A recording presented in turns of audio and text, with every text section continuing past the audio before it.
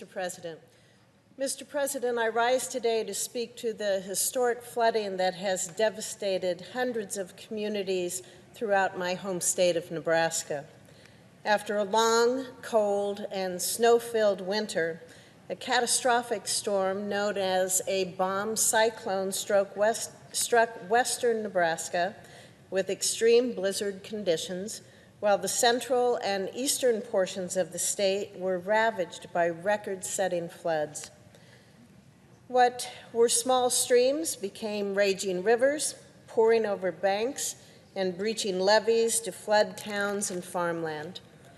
The floods, which carried car-sized blocks of ice in some areas, isolated entire communities and deposited sand, mud, and debris over large areas of our land. Homes have been destroyed, roads and bridges ripped apart, businesses and schools forced to close for an uncertain period of time.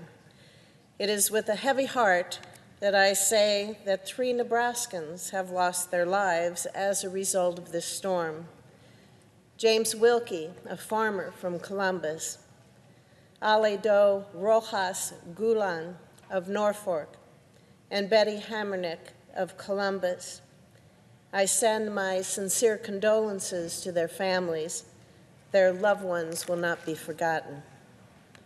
Cities like Fremont and farms across the state became islands, leaving people and livestock stranded.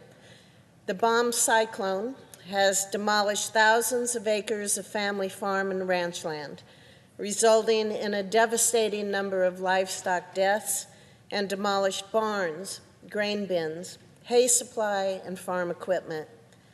One farmer reported that he lost nearly 700 of his hogs after 7 feet of floodwater swept through his land within minutes. A top concern for our ag producers is how to replace ruined feed and the countless miles of washed-out fences. The Nebraska Department of Agriculture initially projects that the damages will total a loss of $440 million in crop losses and another $400 million in cattle losses. And devastation continues to grow as our farmers and ranchers across Nebraska assess lost land use and more livestock deaths. I heard from ranchers in central and western Nebraska who fought through this blizzard during calving. And what I heard most was that even though they suffered losses, they knew of others who were worse off. Farmers stood looking at once fertile land, now covered with sand, mud, and unimaginably huge slabs and chunks of ice. They are worried what the future will bring. I agree with Governor Pete Ricketts, as he has called this catastrophic weather, quote, the most widespread disaster we have had in our state's history, end quote. Water from the Missouri River and Papio Creek has overwhelmed the southeastern side of Offutt Air Force Base and rendered some parts of the base as inoperable. I welcome Secretary of the Air Force Heather Wilson to survey the flood damage at the base. Some buildings were filled with nearly 8 feet of water. Offutt leadership provided us with a preliminary damage assessment and discussed the response efforts that were successfully taken by the airmen. At the flood's peak levels, 1/3 of the base was affected, causing tens of millions of dollars in damages. I'll continue to work closely with Secretary Wilson to ensure that Offutt receives the funding to meet the needs of the base and to restore one of America's most important national security assets. According to the Nebraska Emergency Management Agency, 81 of our 93 counties, 98 cities, and 5 tribes have declared states of emergency. This covers over 59,000 square miles, which is about 76% of Nebraska. To put this in perspective, well over 1.7 million Nebraskans are affected by this storm. That's more than 95% of our state's population. The governor has estimated that more than 2,000 homes and 340 businesses are damaged or destroyed. Significant damage to Nebraska's critical infrastructure is still being assessed at this time, but the Nebraska Department of Transportation released a preliminary estimate of $200 million that is needed to reconstruct hundreds of miles of roads and to repair or replace 15 bridges throughout the state. Nebraska is hurting. However, as our nation has seen the sheer power of this storm, I want America to understand the courage, strength, and resiliency Nebraskans have shown in response. Overwhelming loss and grief have been met with stories of bravery and heroic efforts of our neighbors and first responders. Ordinary Nebraskans without any prior training grabbed their personal boats, jet skis, trucks, and planes to save their neighbors who experienced life-threatening situations.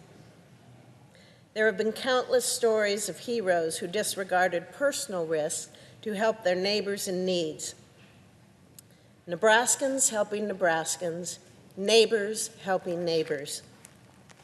Hundreds of volunteers in Fremont stepped forward to fill sandbags and create barriers to protect the city from floodwater.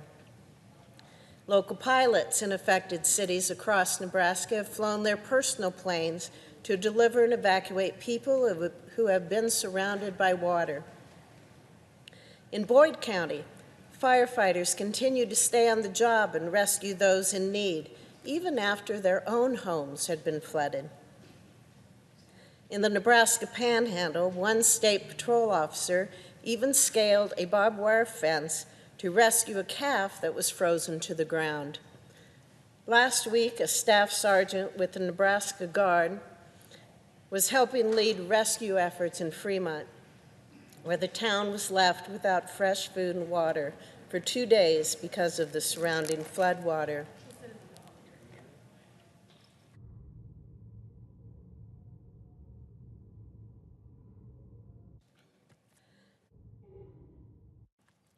She said, quote, "As we approached the town, I saw people coming out of their houses, standing on street corners, waving and clasping their hands in joy. As we began carrying bottled water into the store, an elderly lady who had been waiting for hours hugged me and was overcome with emotion.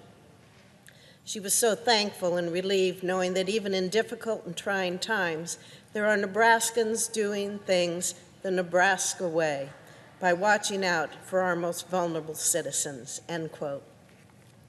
Mr. President, that's who we are. These stories are inspiring, and they speak to the character and integrity of my fellow Nebraskans.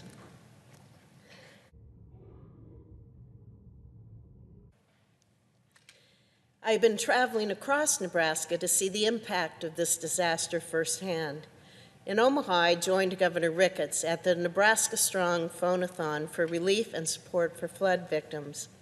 The event, sponsored by Nebraska Broadcasters Association, raised nearly $500,000 to benefit the American Red Cross in Nebraska and southwest Iowa. In Winslow, I met with families and residents of the area who had been hit hard by the floods. Every structure in that town was flooded. I spoke to a mother of 3 who told me she had just 15 minutes to gather her children and her family's belongings before the floodwaters entered their home.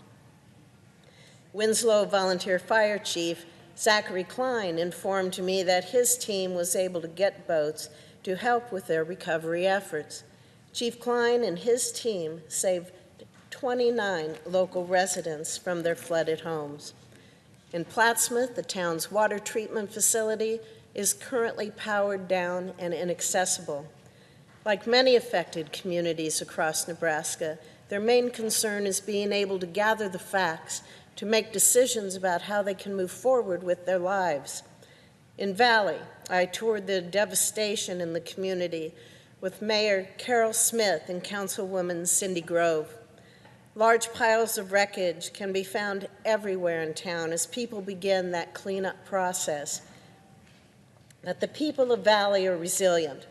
Residents have started a donation center where people in need can get clothes, equipment, and other supplies as needed. More than 150 people have signed up as volunteers. I also spent some time with local residents and city and county personnel in North Bend.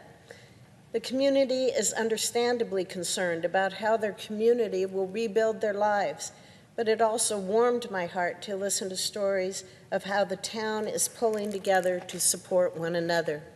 Thank you.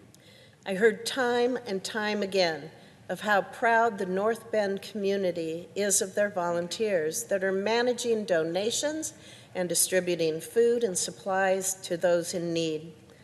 I want all Nebraskans to know that my office stands ready to help in any way that we can. Recently, I led the Nebraska delegation in a letter to President Trump outlining the extent of damage to our state and the projected cost of recovery. I want to thank the President for his rapid approval of Governor Ricketts' expedited request for federal disaster assistance. Secretary of Agriculture, Sonny Perdue, and I discussed the crisis that ag producers are facing. He assured me that USDA is committed to assisting our farmers and ranchers in any way they can.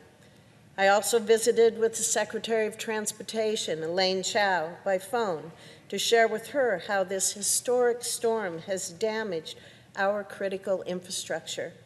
The Secretary and the Department of Transportation as a whole are ready to help Nebraska. I spoke with Major General Bohak to discuss the Nebraska National Guard's flood response, the ongoing state of emergency, and ways my office can assist with their relief efforts. In the coming days and weeks, I'll continue to work closely alongside Governor Ricketts to assist in coordinating federal relief efforts for our state. And I've spoken to President Trump and shared with him the needs of our state as we recover. He reassured me that Nebraskans will receive the help we need. I take great pride in the way our state has pulled together in this disaster.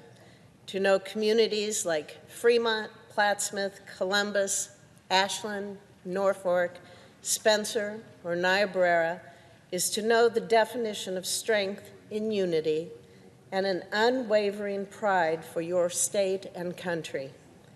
Above the floodwaters, you will still see the American flag waving proudly in all of these communities.